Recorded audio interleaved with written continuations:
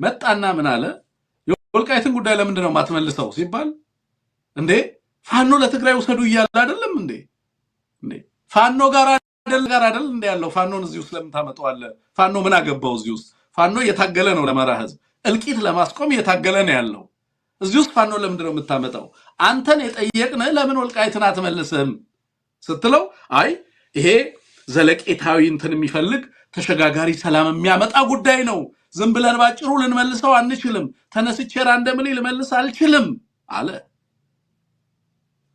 ሲሰራ ዘላቂ ሰላም ታስቦ መሰራት አለበት አለና ግን ፋኖ ወሰዱት ይያለ ነው ምን ማለት ነው ማቃጠር ነው እንዲህ አይነት conversation በሎጂክ ምን እንደሚባል so it's just fallacious ንግግሩ እኮ ፋላሲ ነው የተጠየቀው እሱ ጉዳዩ ያለው እሱ ጉዳዩን የሚፈታው እሱ የሀገሪቱ ስልጣን ባለቤት ነኝ የሚለው እሱ ማን ላይ ያሳብባል ፋኖ ላይ and ከዛስ መንጋው ፋኖ ሊሰድብ ይመጣል በሱ ጆኖ እሱ ማንን ይወቅሳል ፋኖ ነው እንደዚህ ያደረገ ያለው ምን ያደረገ ያለው አይ ፋኖ ሰዱት ብሎናል እኔ እንዲህ አይነት ደካማ ቀሽም I swear በጣም ቀሽም ሎጂክ አይደለም ሀገርን ከሚመራ እኔ ኖርማል ኮንቨርሴሽን አላደርግም ከነዚህ አይነት ሰው ጋር the question asked was ለምንድን ነው ወልቃይትንና የወልቃይትን ጉዳይ አድሬስን ማታረገው አዲስ አበባን አድሬስ አድርጋለሁ ብለ ናሽናል ዲያሎግ አጀንዳ አድርጋ አምጥተህ የለ እንዴ አዲስ አበባን የሀገሪቱን ዋና ካፒታል ትግራይ በሌለበት አማራን ጦርነት ውስጥ አድርገ ከፊሉን ኦሮሞ ጦርነት ውስጥ አድርገ ጋፊ ፊንፊኔና አዲስ አበባን ጉዳይ ፈታለው እያለ እየተተራመሰ አይደለም እንዴ ወልቃይት ለምንድን ነው የማይፈታው ጥያቄው ስትለው ፋኖ ለትግራይ ወሰዱ ብሏል የተጠየቀው ሌላ የሚቀባጥረው ሌላ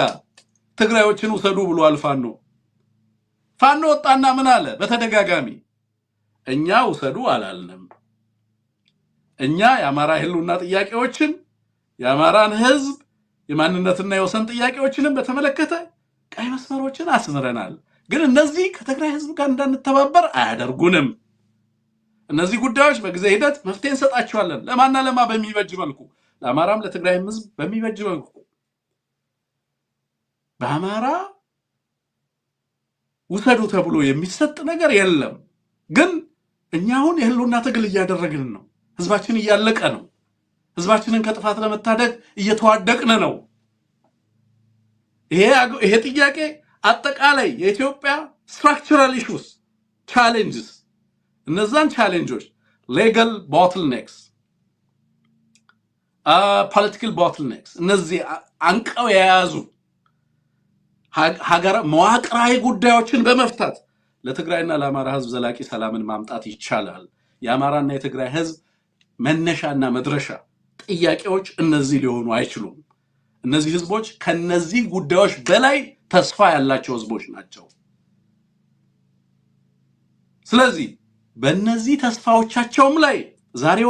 ዛሬያቸውም ላይ ነጋቸውም ላይ ጥቃት አደጋን ይዞ የመጣውን አገዛዝ ነው ምንታገለው ነው እሱ መጣና ምን አለ ያው ወሰዱ ይያለ ነው ፋኖ የት ሆኖ ነው ወሰዱ የሚለው በማን እጅ ነው ደሞ ተባለ የአማራ ኃይሎች ደሞ ይመጡና አለ የአማራ ኃይሎች ደሞ ይመጡና የፌደራል መንግስቱ ለምንድን ነው በህጋዊ መንገድ ማያስረክበን ይላሉ የአማራ ኃይሎች በፌደራል መንግስት ስር እስከመቼ በፌደራል መንግስት ወኪሎች ነው የሚለው ሲናገር በፌደራል መንግስት ወኪሎች እጅ እስከመቼ ይቆያል ይሉናል ስለዚህ ምን ይላል አማራ ግን ከትናንቱ ዛሬ ያለበት ሁኔታ ጥሩ ነው አለ ምን አለ ወደ ወልቃይት አማራ አሁን እንደበፊቱ አይከለከልም መሄድ ይችላል በአብይ አህመድ አማራ ወደ ወልቃይት ምንድነው የተፈቀደለት